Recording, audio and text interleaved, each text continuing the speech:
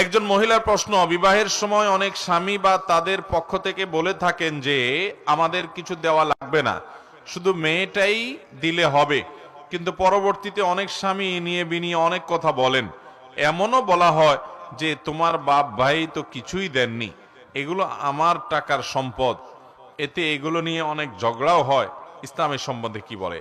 ভাইরা আমার, এই কথা আমরা বিভিন্ন জায়গায় এর বিষয়ে কথা বলছি, সতর্ক করছি মানুষকে।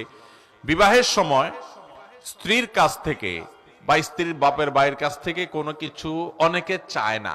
অনেকে তো এমন ছোট লোক যে ডাইরেক্ট চায়া বসে।